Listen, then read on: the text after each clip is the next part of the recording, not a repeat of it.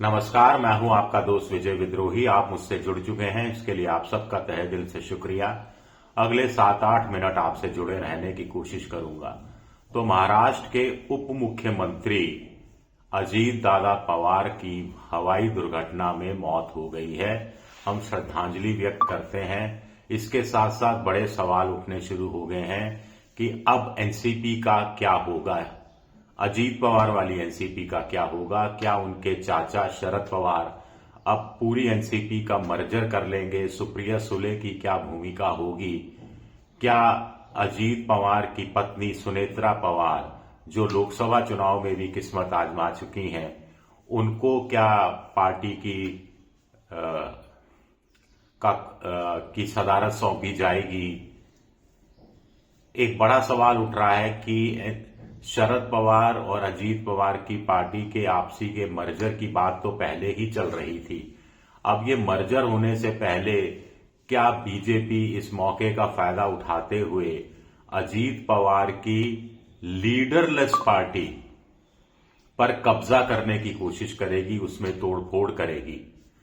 यहां बड़ा सवाल उठता है कि अगर शरद पवार नए सिरे से एनसीपी का पुनर्गठन करते हैं, दोनों धड़े एक हो जाते हैं और वो सरकार से अलग हो जाते हैं, मान लीजिए सरकार से अलग हो जाते हैं, तो क्या फिर एकनाथ शिंदे पर बीजेपी की डिपेंडेंसी बढ़ जाएगी और एकनाथ शिंदे कोई बड़ा खेल करेंगे और अपनी पॉलिटिकल जो ब्लैकमेलिंग होती है उससे बीजेपी को दबाने की कोशिश करेंगे? महाराष्ट्र की राजनीति में नया बदलाव देखने को मिल सकता है। या फिर कुछ लोग कह रहे हैं कि ऐसे समय में दोनों का मेल होना तो 100% अवश्यम्भावी है। मौत बड़े बड़े रिश्ते, खटास को खत्म कर देती है, दुश्मनियां खत्म कर देती है। लेकिन ये तो एक परिवार के बीच में एक पॉलिटिकल अदावत थी और अब नेता ही नहीं रहा तो काय की अदावत। तो ये तो तय है कि शरद पवार के नेतृत्व में या उनके संरक्षण में एनसीपी के दोनों धड़े एक हो जाएंगे। ये भी तय है कि दो तरह से एनसीपी चलती रहेगी, यानी दिल्ली में एनसीपी की कमान सुप्रिया सुले संभालेंगी और महाराष्ट्र में एनसीपी की कमान, संयुक्त एनसीपी की कमान शरद पवार और उनके साथ साथ उनका एक कार्यकारी, एक सहयोगी होगा जो सुनेत्रा पवार भी हो सकती हैं या अजीत दादा पवार के बेटे भी हो सकते हैं।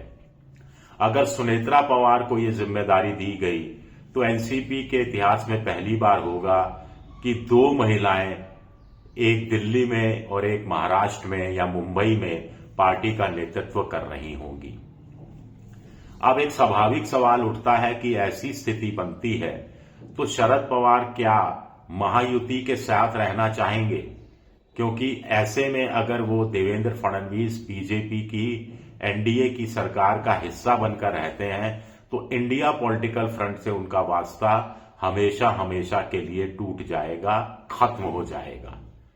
कुछ लोग कह रहे हैं कि शरद पवार सत्ता से बहुत दूर लंबे समय तक नहीं रह पाते। एक बार अजीत पवार जब डिप्टी चीफ मिनिस्टर सुबह सुबह बना दिए गए थे, देवेंद्र फडणवीस मुख्यमंत्री बना दिए गए थे, तो पर्दे के पीछे शरद पवार ने ये खेल रचा था, क्योंकि राज्यपाल किसी विपक्ष की सरकार को सरकार बनाने का मौका देने के लिए तैयार नहीं थे और इस गतिरोध को तोड़ने के लिए अजीत पवार को खुद शरद पवार ने मोहरे के रूप में आगे कर दिया था। तो ये राजनीति की चालबाजियां हैं, ये चलती रहेंगी। लेकिन शरद पवार ये सब करें, इससे पहले क्या अजीत पवार की पार्टी टूट जाएगी या अजीत पवार के प्रति स्वामी भक्ति दिखाते हुए उनकी मौत को उनके पार्टी के विधायक और एकमात्र लोकसभा, एकमात्र राज्यसभा के सांसद श्रद्धांजलि स्वरूप एकता में बंधे रहेंगे और शरद पवार की शरण में चले जाएंगे? अगर नहीं गए और बीजेपी ने लालच दिया तो अजीत पवार की पार्टी टूट भी सकती है।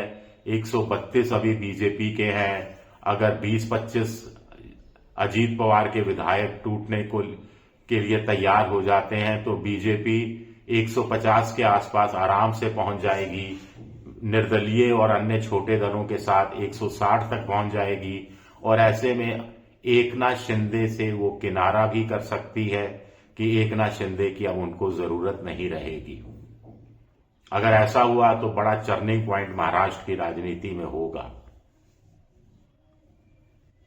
लेकिन अजीत दादा पवार का जाना एक बड़ा शून्य पैदा कर गया है। अजीत पवार की पार्टी बारामती, सतारा और आसपास के कुछ जिलों तक सीमित थी, बाकी जगह उनका प्रभाव नहीं था। लेकिन अजीत पवार के चाचा शरद पवार का प्रभाव अभी भी पूरे महाराष्ट्र में है। देश के अन्य भागों में भी उनकी जान पहचान बड़े नेताओं से रही है। यहां ये एक बात और कहने जरूरी है कि ममता बनर्जी ने सवाल उठाया है कि अजीत पवार का जो विमान जिस ढंग से दुर्घटनाग्रस्त हुआ उसकी जांच कराई जानी चाहिए, उनको किसी साजिश की बू आ रही है। आज सुना है ममता को ऐसे ही एक स्टेट प्लेन से कहीं जाना था दौरे पर और वो नहीं गई।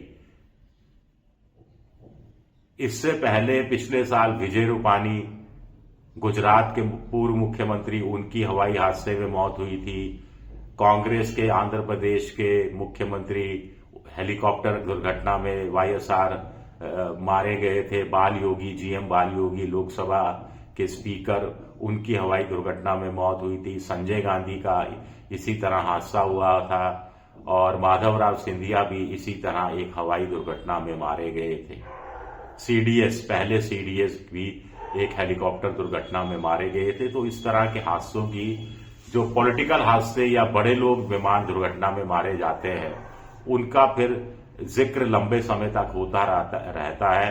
हालांकि मैं कॉन्स्पिरेसी थ्योरीज पर यकीन नहीं करता, लेकिन अभी भी महाराष्ट्र के लोग, गोपीनाथ मुंडे जो दिल्ली में थे, सरकार में मंत्री थे, एयरपोर्ट जा रहे थे, गाड़ी तेजी से उनका ड्राइवर चला रहा था, सड़क दुर्घटना में मारे गए थे, उस पर भी कुछ लोग सवाल उठाते रहे हैं। खैर, इस समय बात हो रही है अजीत दादा पवार की, जिन पर भ्रष्टाचार के भी आरोप लगे। कई बार वो डिप्टी सीएम रहे, ऐसा लगता था कि उनकी नियति में डिप्टी सीएम बनना ही लिखा है। सीएम बनने की दौड़ में कभी वो शामिल भी नहीं रहे, क्योंकि उन्हें पता था कि उनके भाग्य में वो सीएम बनना नहीं लिखा है। लेकिन 66 साल कोई राजनीति में उम्र नहीं होती, लंबा फासला अभी उन्हें तय करना था। हाल के नगर निगम के चुनाव में एनसीपी अजीत पवार का प्रदर्शन बहुत अच्छा नहीं रहा था और अभी फरवरी के पहले हफ्ते में स्थानीय निकाय के कुछ और चुनाव होने वाले थे। तो अजीत पवार खुद दौरे कर रहे थे, चुनाव प्रचार कर रहे थे, ताकि अपनी पार्टी को मजबूत धरातल पर लाया जाए, मजबूत जमीनी धरातल दिया जा सके। लेकिन ईश्वर को शायद ये मंजूर नहीं था, कुछ और ही मंजूर था। चलिए, शुक्रिया, बहुत बहुत शुक्रिया मेरा वीडियो देखने के लिए। पसंद आए तो लाइक कीजिए, सब्सक्राइब कीजिए, शेयर कीजिए। आप मेंबरशिप ड्राइव में भी जा सकते हैं। शुक्रिया, बहुत बहुत शुक्रिया।